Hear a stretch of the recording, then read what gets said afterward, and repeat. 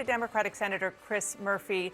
Senator Murphy, I know you heard my interview with the Chief Greg Bovino defending his agents and killing Alex Preddy, saying that they were impeding law enforcement despite video not backing that up. What's your reaction? Jen, I thought that was a bone-chilling interview.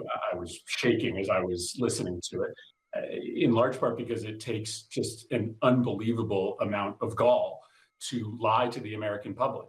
I mean, everybody saw that video, and yet there he was telling you and telling the American public that this young man was brandishing a weapon, that he was impeding officers, that he was there to attend a riot, that he was engaged in assault, when everyone can see that that's not true.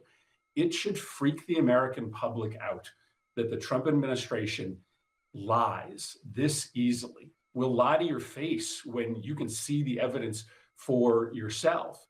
The fact of the matter is, Minneapolis is fundamentally less safe because ICE and CBP are there. And that's the point. They are there to cause a conflict. They are there to create mayhem.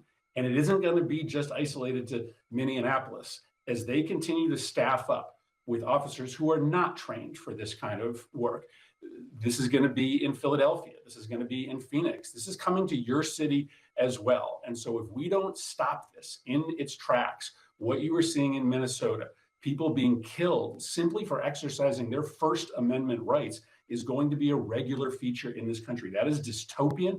We shouldn't allow for it.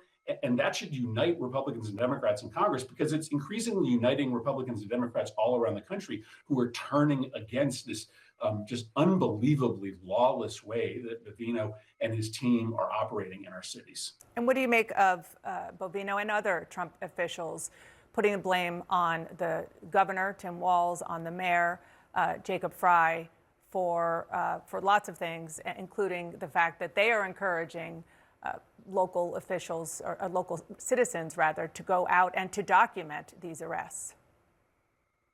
Yeah, it's just another lie. I mean, every single day, these guys are stone cold liars.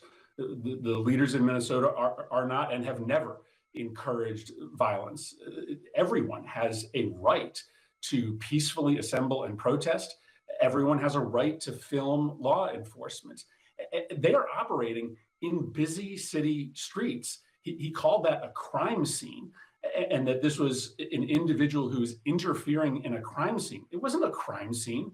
First of all, we have no idea what operation they were undertaking, but simply because they are going after someone who is not here legally doesn't mean that it's a crime scene, and doesn't mean that individuals don't have the right and ability under the United States Constitution to be present. So, I mean, this is really scary, because what he essentially told you is that if you just happen to be present when they are undertaking an operation, if you pull out your phone to record it, the use of force against you is justified. That is not true. That's not what the law says. That's not what the Constitution says. But they have now, I guess, put Americans on alert that you are going to be shot by law enforcement officers if you are simply trying to witness and record law enforcement operations. The Attorney General, Pam Bondi, sent a letter to Minnesota officials offering to take ICE out of the state if Minnesota does three things. First, share all of Minnesota's records on Medicaid and food and nutrition service programs. Second, repeal the sanctuary policies. And third, allow the Civil Rights Division of the Justice Department to access voter rolls. Your reaction? So I think you're getting to the bottom of what's happening here. And I wish this weren't true. But Donald Trump has made it clear that he intends to try to interfere in the upcoming 2026 election. He says that his, one regret from 2020 was that he didn't take the voting machines. And it is really alarming that in this letter, Bondi says, well, we'll get the ICE officers out of Minneapolis if you give us control of your voter lists. It has always been, I think, the fear, and now I think closer to the reality, that the Trump administration is creating this mayhem, particularly in cities in swing states, in order to take control of the election, to say, oh, it's the city's out of control, the state's out of control, you can't trust the state government, we just need to run the election in November. I know to some people that may sound a little conspiratorial, but Trump has told you over and over again that he regrets that he didn't interfere in the prior election. And this letter seems pretty definitive proof that they are trying to trade the presence of ICE and the murder and mayhem that they are causing for control of Minnesota's elections. That's just wild. Minnesota shouldn't stand for that. The American people shouldn't stand for that. Before I let you go, I want to ask about what your leader, Chuck Schumer, says, that Democrats are going to vote against a government funding package that is before the Senate soon, and it includes money for the Department of Homeland Security. How is that going to play out? Well, we can't vote to fund this lawless Department of Homeland Security. And remember, it's not just in Minnesota. They're violating the law all over the country. I spent last week in Texas where they are locking up 2-year-old and 3-year-old kids who are here in the United States legally just for the purpose of traumatizing them. This is a nationwide campaign of lawlessness.